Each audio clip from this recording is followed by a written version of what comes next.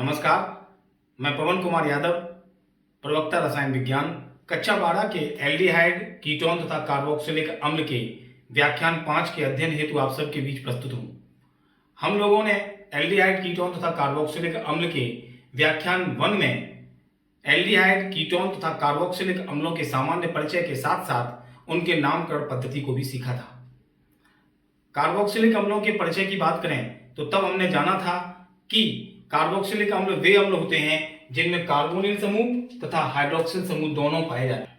Carbonyl समूह का आशय है जिसमें कार्बन ऑक्सीजन से डबल बॉन्डेड होता है और दो संयोजकताएं असंतुष्ट रहती हैं। जब इसमें एक OH समूह जिसे हम हाइड्रोक्सिल समूह कहते हैं जुड़ जाता है तो हमें कार्बोक्सिलिक समूह प्राप्त होता है।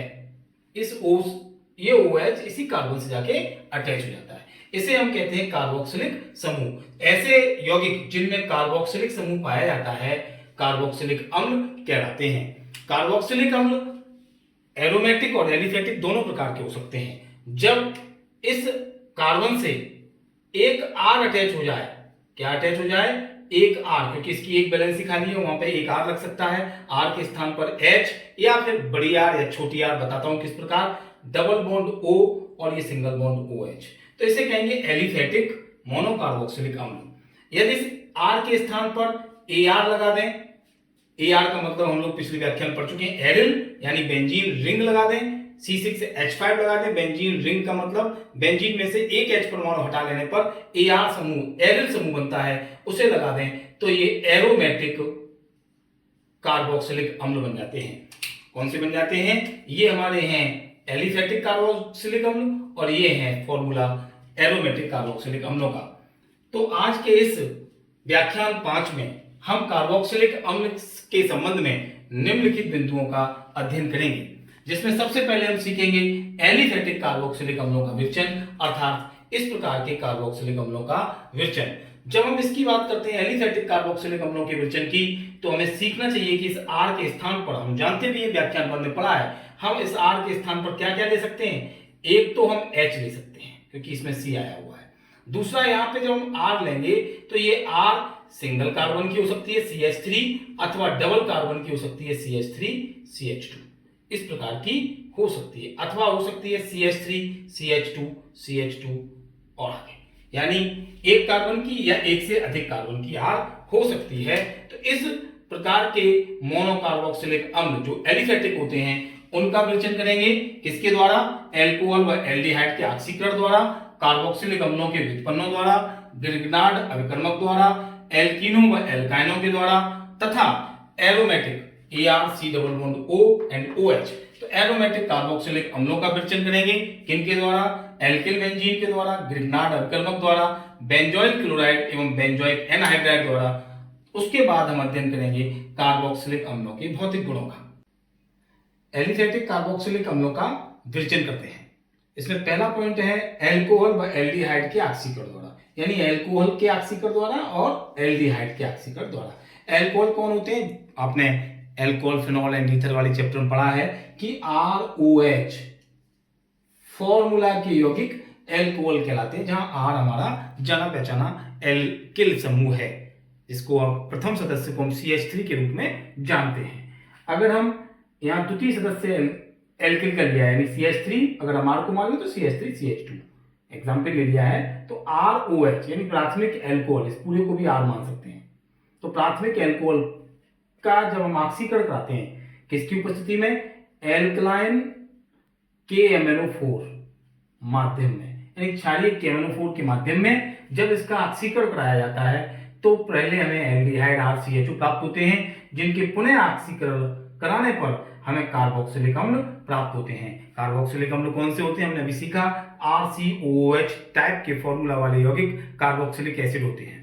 तो अब हम जान गए कि प्राथमिक एल्कोहलों का एल्किलाइन KMnO4 माध्यम में ऑक्सीकरण कराने पर एक और जल का निकल जाता है और एल्डिहाइड प्राप्त होते हैं, जिनका पुनः ऑक्सीकरण कराने पर कार्बोक्सिलिक अम्ल प्राप्त होते हैं। अब इसका एग्जाम्पल देख लें कि मेथिल अल्कोहल का ऑक्सीकरण एल्किलाइन KMnO4 माध्यम में कराने पर हमें प्रथम रूप में फॉर्मेल्डिहाइड प्राप्त होते हैं, जिनका पुनः ऑक्सीकरण कराने पर हमें फॉर्मिक अम्ल HCOH प्राप्त होता है। यदि एथिल अल्कोहल ले लेंगे तो उसी के संगत हमें प्रथम में एसिटाल्डिहाइड और जिसका पुनः ऑक्सीकरण कराने पर हमें एसिटिक अम्ल प्राप्त होता है। अतः प्रश्न आए कि एथिल अल्कोहल से एसिटिक अम्ल कैसे बनाओगे, तो आप इस स्टेप को दिखा देंगे। मेथिल अल्कोहल से फार्मिक अम्ल कैसे बनाओगे, तो आप बता देंगे कि मेथिल अल्कोहल का फॉर्मेल्डिहाइड से फार्मिक अम्ल, यह हम ऑक्सीकरण के द्वारा प्राप्त करते हैं। यह ध्यान रखिए कि एल्कलाइन KMnO4 माध्यम रहता है। इसको क्षारीय के स्थान पर हम उदासीन भी लिख सकते हैं, हम भी लिख सकते हैं। आगे देखिए कि अब हम एल्डिहाइड देखते हैं। कौन सा? एल्डिहाइड वे होते हैं जिनके फॉर्मूला RCHO प्रकार के होते हैं। R हमारा वही एल्किल। अगर हम इसका ऑक्सीकरण करते हैं किस माध्यम में? K2Cr2O7 और डाइल्यूट H2SO4 की उपस्थिति में इसका ऑक्सीकरण करते हैं तो RCOOH अर्थात कार्बोक्सिलिक अम्ल प्राप्त होते हैं। अगर हम फॉर्मेल्डिहाइड लेंगे तो फार्मिक अम्ल बनेगा, ये नाम यहाँ पर है। और अगर हम एसिटाल्डिहाइड लेंगे CH3CHO तो हमें एसिटिक अम्ल प्राप्त होगा। नाम ये है इसलिए नहीं लिखा, हमने सीख लिया है कि CH3COOH क्या होता है? एसिटिक अम्ल। HCOOH क्या होता है? फार्मिक अम्ल। तो एल्कोहल व एल्डिहाइड के ऑक्सीकरण द्वारा हमने क्रम से कार्बोक्सिलिक अम्ल बनाए। अब देखते हैं कार्बोक्सिलिक अम्लों के व्युत्पन्नों द्वारा। कार्बोक्सिलिक अम्लों के व्युत्पन्नों का आशय है ऐसे यौगिक जिनका फॉर्मूला RCOZ टाइप का होता है। यहाँ Z का आशय है Cl, OCOR, OR अथवा NH2, यानी RCO के साथ ये समूह जब लगे होते हैं तो वे कार्बोक्सिलिक अम्लों के व्युत्पन्न कहलाते हैं। व्युत्पन्न का आशय ये कार्बोक्सिलिक अम्लों से ही बनाए जाते हैं। कौन कौन से हो सकते हैं? फर्स्ट देखते हैं acetyl chloride, acetic anhydride, ethyl acetate, acetamide. इनसे कैसे बनाएंगे ये चर्चा बाद में करेंगे। पहले एक सामान्य विधि चारों की बनाने की देखते हैं कि कार्बोक्सिलिक अम्ल के व्युत्पन्न का फॉर्मूला हमने बताया कि हो सकता है RCOZ। जब RCOZ का तन अम्ल की उपस्थिति में जल अपघटन कराया जाता है तो कार्बोक्सिलिक अम्ल RCOOH टाइप के यौगिक बनते हैं और ZH यानी ये Z इस HOH की H से कनेक्ट हो जाती है, जुड़ जाती है। कैसे? देखिए, अगर हम एसिटिल क्लोराइड लें, ये कार्बोक्सिलिक अम्ल का व्युत्पन्न है क्योंकि इसमें CH3CO पाया जा रहा है पहले, तो ये कार्बोक्सिलिक अम्ल से ही आया है। किससे आया है? RCOOH। ये हो गया कार्बोक्सिलिक अम्ल। इसको अगर हम ऐसे लिख दें, कैसे कि RC≡O OH। इस H के स्थान पर क्या लिखते हैं? इस OH के स्थान पर क्या लिख दें? X। तो ये हो जाएगा RC≡ONX। तो ये क्या हो गया? RCOX। X for chlorine, bromine, iodine या फ्लोरीन यानी हेलोजन। तो यही है कि CH3COCl मींस RCOCl। तो OH के स्थान पर क्या आ गया? X आ गई। क्या आ गई? X।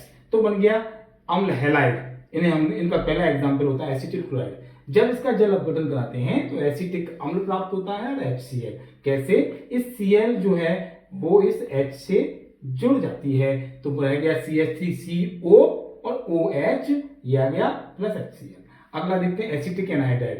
एसिटिक एनहाइड्राइड का मीन्स क्या है कि ये भी अम्लों के ही व्युत्पन्न है, कार्बोक्सिलिक एसिड्स के ही डेरिवेटिव्स हैं। ये कैसे हो सकते हैं? अगर हम इनको समझें शीघ्रता से, देखिए कि RCOOH ये हम जानते हैं कार्बोक्सिलिक अम्ल है। यदि इसके दो अणुओं को ले लें RCOOH, RCOOH, और इनको यदि हम गर्म कर दें तो आप ध्यान से देखें एक अणु जल का निकल जाएगा H2O। क्या बचा? ये बचा RCO, ये वाला मैंने लिख दिया, नीचे वाला RCO ये लिख दिया, ये वाला वो दोनों से कनेक्ट हो गया, दैट इज अम्ल एनहाइड्राइड। ये है एसिड एनहाइड्राइड। इस टाइप के फॉर्मूला वाले यौगिकों से हम वापस कार्बोक्सिलिक एसिड बना सकते हैं। कब? जल अपघटन के द्वारा। तो हमने एसिटिक एनहाइड्राइड का जल अपघटन कराया H+ तन अम्ल की उपस्थिति में, तो हमें वही दो कार्बोक्सिलिक अम्लों के अणु प्राप्त हुए 2CH3COOH जिनसे हमने यहाँ पर बनाया था। तो हमने क्या लिखा? एसिटिक एनहाइड्राइड का तन अम्ल की उपस्थिति में जल अपघटन कराने पर एसिटिक अम्ल प्राप्त होता है। ये फॉर्मूला आपको याद हो चुका है कि ये एसिटिक एसिड है। कौन है? Acetic acid. आगे देखते हैं एथिल एसीटेट के द्वारा। ये OR वाला है। ऐसे यौगिक जिनमें RCO के साथ Z के स्थान पर क्या लगा होता है, OR, RCOOR।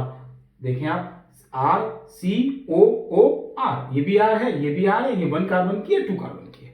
इसका जल अपघटन कराते हैं तो CH3COOH, यहां से देखिए CH3COO और ये वाला H, ये वाला, और ये जो मैंने बॉक्स में बंद की ये ज्वाइंट हो गई, क्या हो गया, CH3COOH, ये बचा C2H5, ये बचा OH, that is C2H5OH ethyl alcohol. अगर हम एसिटामाइड लें, ऐसे यौगिक जिनमें CH3CO के साथ, CH3CO या RCO के साथ NH2 अटैच होता है, Z के स्थान पे क्या आता है, NH2, तो उन्हें हम कहते हैं अम्ल एमाइड, जिनमें है CH3CONH2 एसिटामाइड। अगर हम उसकी जल से HCl से साथ साथ रिएक्शन कराएं तो हमें एसिटिक अम्ल और नौसार प्राप्त होते हैं। इस प्रकार हमने सीखा कि कार्बोक्सिलिक अम्लों के व्युत्पन्नों द्वारा हम कैसे कार्बोक्सिलिक अम्ल बनाते हैं। हम एलिफेटिक कार्बोक्सिलिक अम्लों के विरचन में अगला पॉइंट देखेंगे, एल्कीन व एल्काइनों द्वारा। एल्कीन का मतलब है ऐसे हाइड्रोकार्बन जिनमें कार्बन कार्बन द्विबंधित होता है, और एल्काइनों का मतलब है ऐसे हाइड्रोकार्बन जिनमें कार्बन कार्बन त्रिबंध से बंधित होता है। पहले देखते हैं एथिलीनों के द्वारा कैसे हम कार्बोक्सिलिक अम्ल बनाते हैं। जब एथिलीनों का ऑक्सीकरण अम्लीय पोटेशियम डाइक्रोमेट के द्वारा कराया जाता है तो फार्मिक अम्ल बनता है। अगर हम एथिलीन लेंगे तो CH2 डबल बॉन्ड CH2 यानी C2H4 जो एथिलीन का फॉर्मूला होता है, तो K2Cr2O7 प्लस H2SO4। अम्लीय पोटेशियम डाइक्रोमेट की उपस्थिति में यदि हम इसको गर्म और कर दें, क्या कर दें, डेल्टा, तो हमें फार्मिक अम्ल प्राप्त होता है। इसी परिस्थिति में अम्लीय पोटेशियम डाइक्रोमेट की उपस्थिति में अगर हम 2 ब्यूटीन का ऑक्सीकरण कराएं तो हमें एसिटिक अम्ल प्राप्त होता है। देखिए इसमें कार्बन के 2 थे, इसमें हमारे पास कार्बन के 4 हैं, क्योंकि हमें कार्बन के 2 और 2 4 चाहिए, तो हमने 4 कार्बन वाली एल्कीन ली, तो हमें संगत एसिटिक अम्ल प्राप्त होगा। इसी प्रकार अगर हम एल्काइन लें, एल्काइन का मतलब कार्बन कार्बन के बीच ट्रिपल बॉन्ड, तो एल्काइन के लेने पर भी हमें फॉर्मिक अम्ल, जब हम छोटी एल्काइन लेंगे तो फार्मिक अम्ल जिसमें 2 कार्बन है, और 4 कार्बन वाली एल्काइन लेंगे 2 ब्यूटाइन, तो हमें 2 अणु एसिटिक अम्ल के प्राप्त होते हैं। इस प्रकार हम एल्कीनों व एल्काइनों के ऑक्सीकरण से फार्मिक अम्ल, एसिटिक अम्ल और संगत मोनोकार्बोक्सिलिक अम्लों को बना सकते हैं। अब देखते हैं ग्रिग्नार्ड अपकर्मक के द्वारा कार्बोक्सिलिक अम्ल कैसे बनाए जा सकते हैं। ग्रिग्नार्ड अपकर्मक वे होते हैं जिनका सूत्र RMgX प्रकार का होता है। R मीन्स यहाँ एल्किल समूह और X मीन्स यहाँ हेलोजन और Mg तो मैग्नीशियम है ही। इस प्रकार RMgX टाइप वाले यौगिकों को ग्रिग्नार्ड अपकर्मक कहते हैं। जब इन यौगिकों की क्रिया कार्बन डाइऑक्साइड से शुष्क ईथर में कराते हैं तो एक योग उत्पाद प्राप्त होता है, जो कैसे हुआ, R इसी से जुड़ गया CO, R से RC डबल बॉन्ड O ये अटैच हो गया, और ये वाला O MgX बाद में जाके यहाँ अटैच हो गया। जब इसका जल अपघटन कराया जाता है तो कार्बोक्सिलिक अम्ल तथा मैग्नीशियम हाइड्रोक्सी हैलाइड बनता है। अब देखते हैं इस R के स्थान पर यदि हमने CH3 लिया तो इसी के संगत हमें कार्बोक्सिलिक अम्ल, एसिटिक अम्ल प्राप्त होगा। कैसे, CH3MgBr प्लस कार्बन डाइऑक्साइड शुष्क ईथर में, तो एक योग उत्पाद बनता है CH3COOMgBr, जिसका जल अपघटन कराने पर CH3C डबल बॉन्ड OOH, ये CH3C डबल बॉन्ड यहां से O और ये वाला O इतना मिल गया। अब देखें इसके साथ एक जल का H जुड़ गया तो हो गया CH3COOH। अब Mg जल का OH बचा, वो OH बीच में अटैच हो गया, और Br मैग्नीशियम हाइड्रोक्सी ब्रोमाइड। इस प्रकार हम ग्रिग्नार्ड अपकर्मक की सहायता से कार्बोक्सिलिक अम्ल बनाते हैं। अब देखते हैं एरोमेटिक कार्बोक्सिलिक अम्लों का विरचन, जिसमें सबसे पहले एल्किल बेंजीन के द्वारा बेंजोइक अम्ल बनाएंगे। एल्किल बेंजीन का मतलब है जब बेंजीन रिंग पर एक H परमाणु को एल्किल समूह द्वारा प्रतिस्थापित करते हैं तो एल्किल बेंजीन बनती है। अर्थात मेथिल बेंजीन टोलुइन के द्वारा बेंजोइक अम्ल कैसे बनाएंगे इस अभिक्रिया द्वारा देखेंगे। ये रही मेथिल बेंजीन, जिसमें बेंजीन पर CH3 लगा हुआ है, जिसको टोलुइन भी कहा जाता है। क्या कहा जाता है, टोलुइन। जब इसका KOH KMnO4, इसका मतलब हुआ कि हमने क्षारीय KMnO4 की उपस्थिति में ऑक्सीकरण कराया तो एक अणु जल का निकल जाता है और CO के बेंजीन रिंग पर यानी CH3 समूह को COO के द्वारा प्रतिस्थापित कर दिया जाता है, जिसका जल अपघटन कराने पर हमें बेंजोइक अम्ल प्राप्त होता है। इस अभिक्रिया में क्षारीय KMnO4 की उपस्थिति में टोलुइन के CH3 समूह का COOH समूह द्वारा विस्थापित होना होता है, प्रतिस्थापन हो जाता है। इस प्रकार हम टोलुइन से बेंजोइक अम्ल बना लेते हैं। दूसरी विधि है ग्रिग्नार्ड अपकर्मक के द्वारा एरोमेटिक कार्बोक्सिलिक अम्ल कैसे बनाएंगे। ग्रिग्नार्ड अपकर्मक का अभी पिछले समीकरण में हमने पढ़ा कि RMgX टाइप के यौगिक ग्रिग्नार्ड अपकर्मक कहलाते हैं। इस R के स्थान पर जब हमें एरोमेटिक कंपाउंड्स बनाने होते हैं तो हम AR ले लेते हैं, ARMgX। AR का मतलब C6H5 Mg और X मीन्स हेलोजन, तो हमने यहाँ लिया C6H5 MgBr। ये ग्रिग्नार्ड अपकर्मक का ही एक स्वरूप है, यौगिक है, जिसकी क्रिया हमने कार्बन डाइऑक्साइड से शुष्क ईथर में कराई तो हमें एक यौग उत्पाद प्राप्त होता है। कैसे बनता है? C6H5 और C डबल बॉन्ड O, ये वाला इतना हिस्सा इसमें जुड़ जाता है C6H5 में, और ये MgBr के O के बाद आगे लग जाता है OMgBr, जिसका जल अपघटन करा लेते हैं। तो यहां से देखें ये कट हो गया C6H5COO, C6H5COO, ये वाला एक H जाकर के यहाँ जुड़ गया तो H हो गया C6H5COOH बेंजोइक अम्ल प्लस MgOH Br, MG और Br के बीच में जल का OH अटैच हो गया। इस प्रकार हमने देखा कि ग्रिग्नार्ड अपकर्मक से बेंजोइक अम्ल और टोलुइन से बेंजोइक अम्ल। एरोमेटिक कार्बोक्सिलिक अम्लों के विरचन को देखते हैं, जिसमें benzoyl chloride, benzoic anhydride, benzamide या एथिल बेंजोएट के द्वारा हम बेंजोइक अम्ल बनाएंगे। सबसे पहले देखते हैं बेंजोइल क्लोराइड।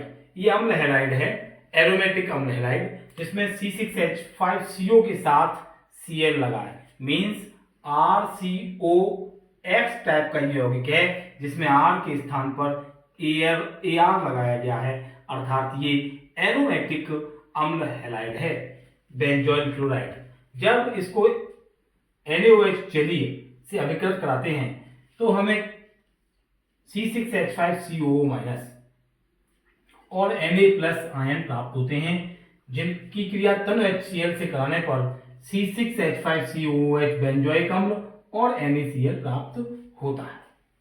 इसी प्रकार अगर हम बेंजोइक एनहाइड्राइड ले लें, बेंजोइक एनहाइड्राइड अम्ल एनहाइड्राइड हैं, जिनको हमने पढ़ा था RCO मैंने बनाकर भी दिखाया था पिछले टॉपिक पर, इसी व्याख्यान में। इस टाइप के यौगिकों को हम अम्ल एनहाइड्राइड कहते हैं। इनको ऐसे भी लिखा जा सकता है RCO का hole twice O, because 2 RCO है।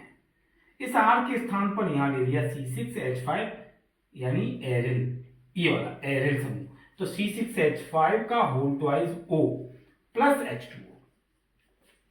इसमें हमने जल जोड़ दिया तो देखें कि C6H5CO एंड C6H5COO ये है, ये इसमें जल जोड़ेंगे तो देखना HOH जोड़ेंगे। क्या जोड़ेंगे? HOH।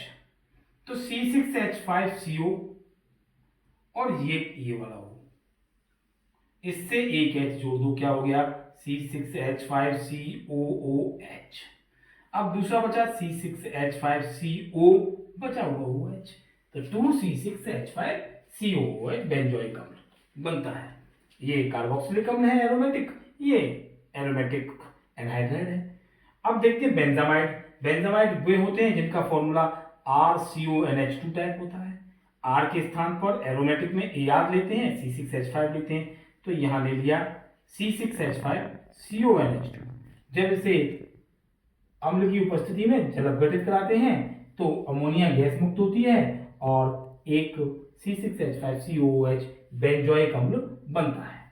अगर हम एथिल बेंजोएट एस्टर के द्वारा बनाना चाहें बेंजोइक अम्ल, तो हम जल अपघटन कराते हैं अम्ल की उपस्थिति में। एस्टर का मतलब होता है RCOOR, ठीक है।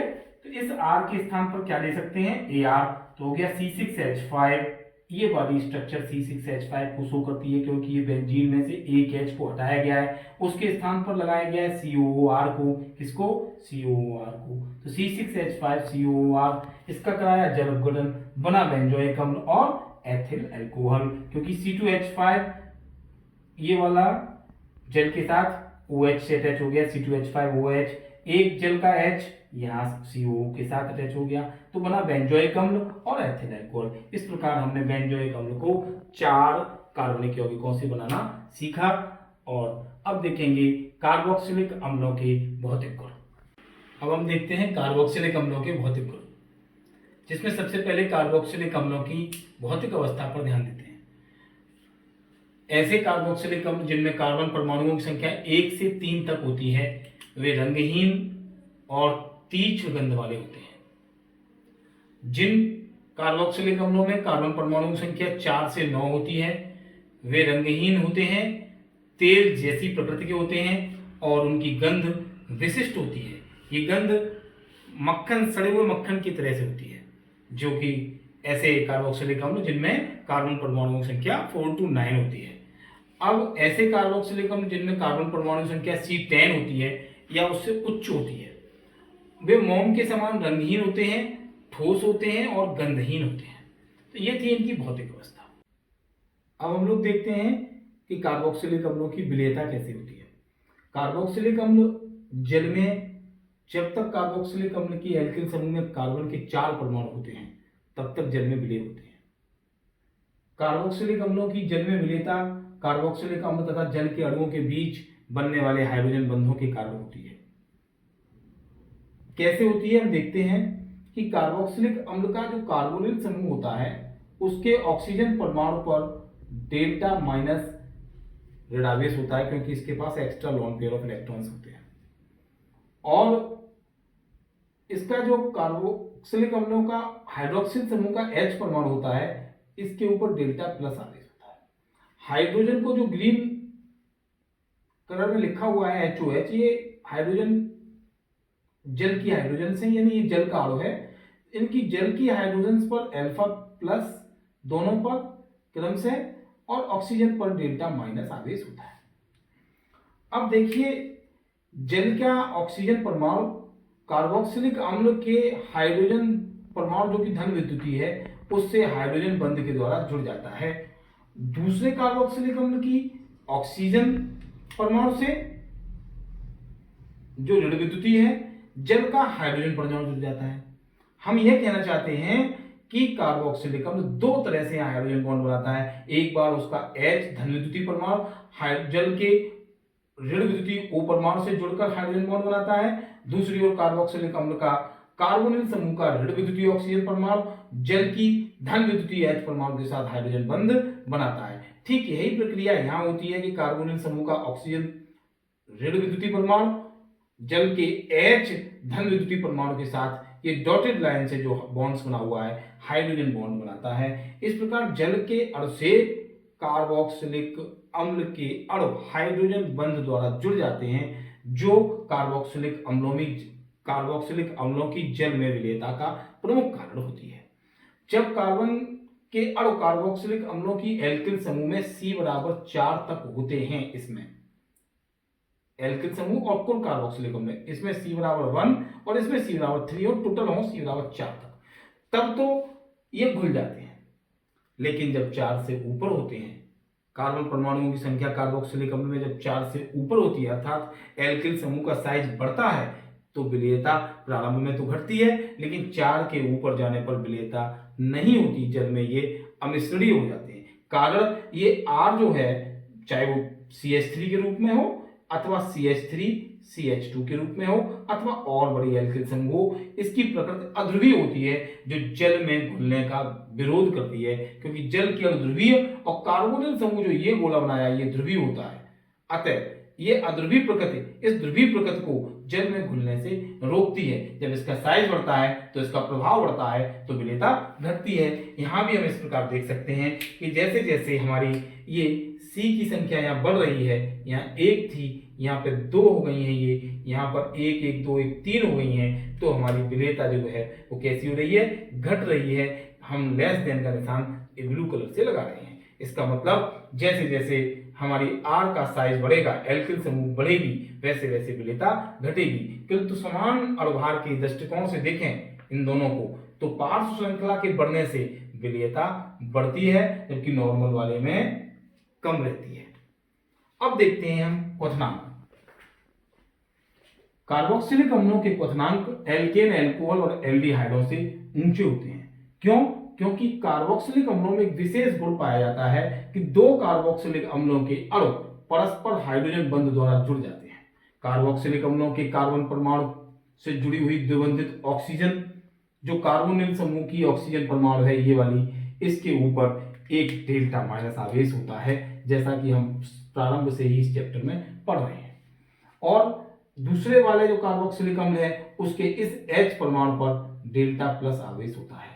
तो इसका धन विद्युतीय H परमाणु कार्बोक्सिलिक अम्ल के ऋण विद्युतीय ऑक्सीजन परमाणु से हाइड्रोजन बंध बना लेता है। इसी प्रकार इसका अब की बार कार्बोनिल समूह का ऑक्सीजन परमाणु डेल्टा माइनस इस वाले कार्बोक्सिलिक अम्ल के हाइड्रोजन परमाणु डेल्टा प्लस से हाइड्रोजन बंध बना लेता है और ये डाइमर बन जाता है, द्वितीय बन जाता है, डाइमर बन जाता है, जो वाष्प अवस्था में भी इस हाइड्रोजन बंध को के कारण अलग अलग नहीं हो पाता है। अतः ये एसोसिएशन के कारण, संगुणन के कारण इनका क्वथनांक एवं गलनांक ऊंचा होता है। तो आज के इस व्याख्यान में हमने एल्डिहाइड, कीटोन और कार्बोक्सिलिक अध्याय के अंतर्गत कार्बोक्सिलिक अम्लों के विरचन तथा कार्बोक्सिलिक अम्लों के भौतिक गुणों का अध्ययन किया। आप सब लोग प्ले स्टोर से दीक्षा ऐप डाउनलोड कर ही चुके होंगे। उसकी सहायता से हमारे इस वीडियो को देखकर अपने स्वलिखित नोट्स बनाएं और आज दिए गए गृह कार्य को अपनी उत्तर पुस्तिका पर करने का अभ्यास करें। गृह कार्य में निम्नलिखित परिवर्तनों की समीकरण लिखें, यह कार्य आपको करना है। ब्यूटेन 1 ऑल से ब्यूटेनोइक अम्ल, यह एल्कोहलों से कार्बोक्सिलिक अम्लों का निर्माण है।